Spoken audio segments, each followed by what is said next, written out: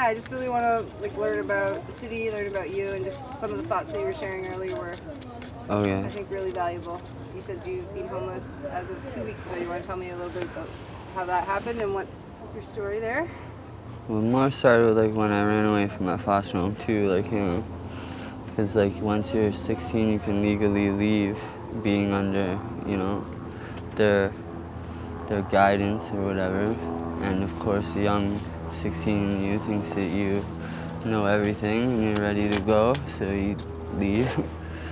So I came here to Oshawa to live with my mom, and she was a drug addict, and so I thought if I sold drugs that I could help support her habits, not knowing the like repercussions of having drugs in the next room and it being your mother, and caused a lot of issues, and it kind of made her do more in the end if you didn't think about it. So it was another vicious cycle of like abuse and stuff, and then I started partying and doing things like that, and it escalated.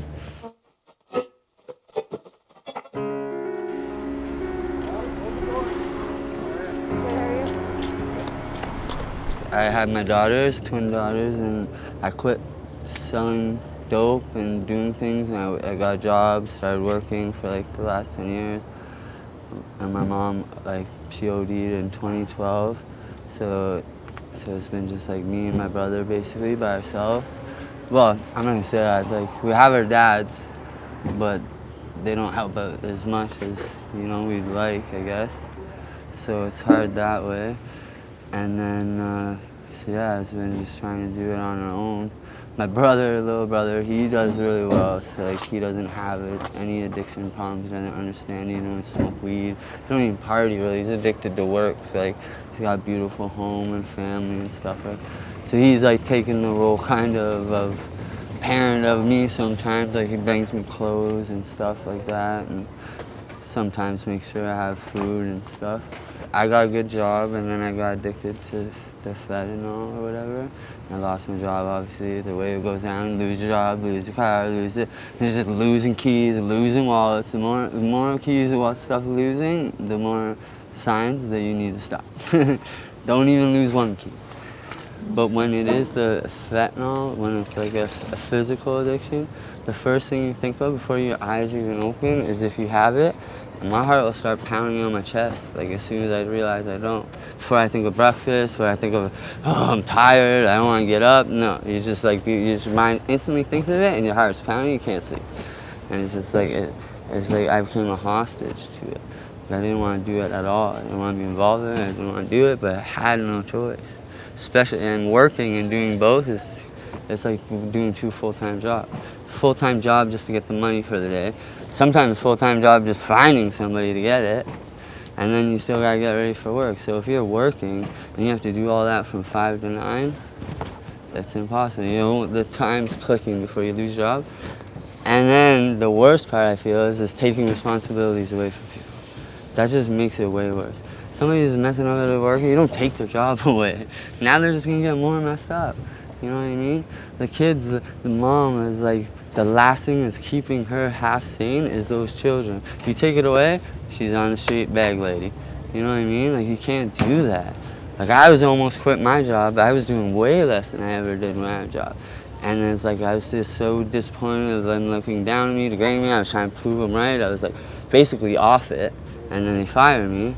Now I'm home every day, and I'm still getting money to sit at home and do nothing. Obviously, like, they're gonna do more though, because now they're depressed, they don't got a job. They're already depressed with the job, right? Or kids, like. So it's like, I feel like instead of pushing them away all the time, they should be holding them closer. You don't hear nobody talking about, well, what can we do tomorrow to get out of this? And that's what's frustrating for me. How am I supposed to get out? You gotta have a person coming in, teach like entrepreneurship thing. Like in Harvard, they teach you to like make a career, like your own business, not to be a worker, like, to actually own something of their own, or like even housing things. Let them be involved in, like, it's our future. Yeah, like, we could work together, our generation, to make it better for our kids or whatever, right? We can't just give up and be like, well, this is how it is. That's what I hate. People are like, it is what it is, or you just gotta live with it. It's like, no, you don't. This is our reality. We can create what we want. So why just settle with something that's making everyone happy that's clearly not working? And like, I just feel like that we need to do more with the city to integrate things like with bathrooms and water and like fruit trees or something. But you don't want us to be doing certain things, and let's work together on fixing them instead of just keeping like ignoring it and watching the garbage build up. It's like, how long are we gonna let this happen until somebody says something, does something about it? You know what I mean? Because a lot of these people aren't on drugs either. They're just poor or are been mistreated by family or treated poorly, or right, or like bad relationships and stuff. So I just feel like there needs to be more communication between everybody, so it's not just like everybody just sticking their neck out or talking like a broken telephone type thing, you know what I mean? The security's talking to you, you're talking to people, and it's just like we should all be in a room, figure stuff out like adults and stuff, you know what I mean? Because there is adults out here, I know it might seem like it, but people don't like to live in trash and stuff like that, right? And I think it's pretty sad that how many people have just given up and just feel that this is it and just live with it. When if we all work together, like this city could be beautiful and still accept everybody, you know? That's why I feel like we need to be more together and not separated. Everyone's got a messed up cousin or uncle, you know?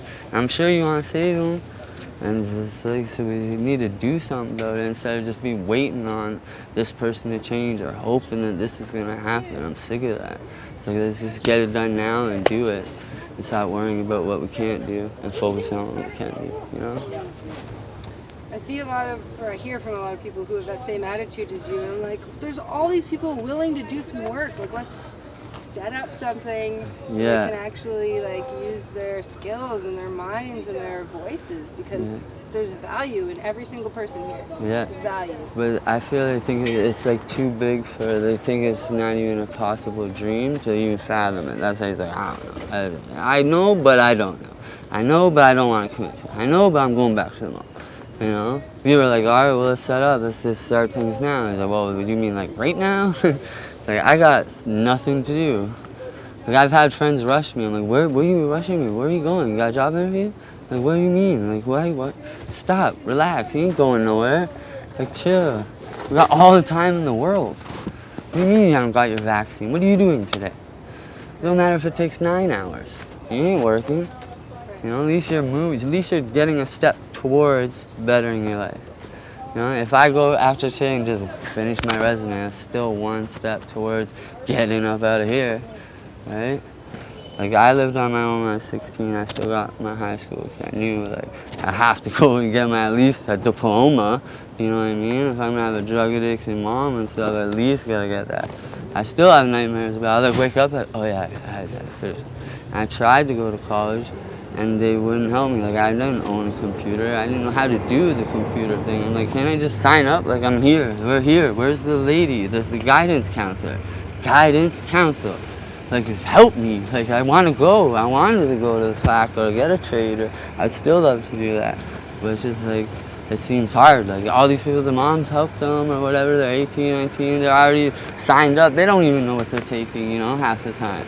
And then they're judging people downtown, like, these bummy ass kids who's talking shit. And it's just like, that's what it makes the division, right? So, What would you take? Yeah, I'd probably take a trade. I really, at first, was against trade. I loved the smell in the morning. Even when I had the coffee today, I was like, the birds chirping, the wood. And once you realize it's just what you do for the day, 8 hours, you learn to just enjoy it and appreciate it. It goes by really quick, you know. And then you got the rest of it. And you earn putting your foot up on the thing. You know, you feel good when you shower, and it's different, right? And when you're sitting there watching TV for 3 days, it's like, I will work for free right now. Like, please. What? You need help? Okay. Like, no one's here. Oh, okay. Yeah. Like, this is crazy. Yeah. You're right. There is something about like a shower or a cold drink or everything's more satisfying when you feel like you've earned it a little bit. Like, and you get a sense of it's like almost an addiction of success. Like you start getting people complimenting you and people doing things good. I feel like that would work a lot around here. They already got addiction, and it's like, you know, addict to a good addiction. Like that's why I tried to switch over to the gym. Cause I get addicted. That was my good addiction, right? I was going like 2-3 times a day and stuff, but that was good. It's not like I was just getting more good looking. So it's like, well, it's too bad. Like, oh, your muscles are getting so big. Like, you used to be so skinny, and everyone talk shit. And now they're asking if you're on steroids and stuff. So I felt good about that and like succeeding and stuff. And do you still do that? I'm trying to. Which gym how do you go to the gym? They actually have an outside gym over here, which I was so happy when they made that. I was like, thank you, city. They should make more things like that. You know, that's what I mean, adult type things that you can do, because we're just overgrown kids. Like, people just walking around aimlessly, wishing they had something to do. Like, they're trying to take away the ghetto, but around the lake. And those kids are at the lake every day. Without that lake, some of those kids would be doing nothing. They'd be in a dirty apartment with not eating properly, you know? Like some of them you could see, like, and they're having fun and being then the rich people are like, oh, this is too dirty, like you're dirtying up my lake. Like, well, they deserve a lake too, man. You know, it's not their fault. Their parents are not being responsible. So it's crazy the view of how people judge. Everyone's judged, very judgmental. I'm judgmental as well, but at the same time, it's like, oh, it's just crazy how bad people take it, like to a car, to you know, what you wear, to how like people, the streets and colors, like you're limiting yourself. Like, why would you do that? Like, you're gonna limit yourself to one color? So yeah. Oh, my brain is spinning. I know, I've been thinking about it for 2 weeks. It's been crazy. Because when I can't sleep in there, I don't feel safe and I don't sleep. Like, I haven't slept yet since last night. That shelter, because the cornerstone is, you ain't getting it, period. Okay. And somehow my family thinks you just drop you off and you get a 7-day stay and they just hook you up and blah, blah, blah. It's like, no. It's like I've been out in Memorial Park scared to go to sleep because these people, I was like, I don't know what to do. And I'm going to carry my pillow around and my blanket. So now I feel even more like an idiot on the main road. People are going to be like, what the, is that Ricky? You know, there's nowhere to put our stuff. So it's really frustrating. Your perfect life, what does it look like? I just, the same thing. We're not asking for much, a bit basic amenities, to have a nice home, a home period, own something, right? A job that's like, that we like or whatever, that we want to do, or not a job, a career, clearly. And just have a good time with our family and friends, right? Just like everyone else, right? I just don't want to live like this, you know? A lot of people in Oshawa could help the rest of them, maybe, you know, especially the kids. They should be telling kids right now that you have a criminal record, you might not get a good place. You can be living with Joe Blow over here. And Joe Blow is annoying sometimes, and don't bathe, and he likes to party on Wednesdays, you know? Yeah. You're not gonna be in a private dorm with your best friends and stuff like that. Yeah. Like, I wish I would learn that, like, more as a kid. Right. But I was always jealous of my foster kids that got to live in the basements and stuff, and like, you know. And then they don't even know what rent is. They just go from renting to owning a house, and it's like, fuck this. And then they talk shit about the people driving by. It's like, look at these little broke little fuckers. It's like they don't even understand, fathom how lucky just having 2 parents is. You just say parents with plural, you winning. Like, what, you got 2 parents? What the heck, you lucky and you're complaining? It's just, it drives me nuts sometimes. It's like, frig, like, you're so lucky. Just to go home and hear your mom, you know, you say the random things and you're frustrated and your mom just says something that just does not help at all. And okay, well, that helped me not one bit, but thank you, and I love you, and you feel better, and you just hang up the phone, right? Just simple things like that help. And people are missing, you know? Like, I feel like I'm chemically imbalanced. I'm more addicted to just being happy. I just want to be happy. I don't like being sad and just dull and depressed and like a merp salad, you know? No motivation to do anything. When I'm happy and I feel like like in a good mood, I feel like I take over the world. That's what I mean. We could do anything. Yes. If we all work together, we could do anything. So it's like, frustrating when everyone's just stuck in their ways and stuck with the world. This is how it is. This is just live with it. I hate that. It's like, have you ever played The Sims, bro? You don't just live with it. You rebuild it. You know.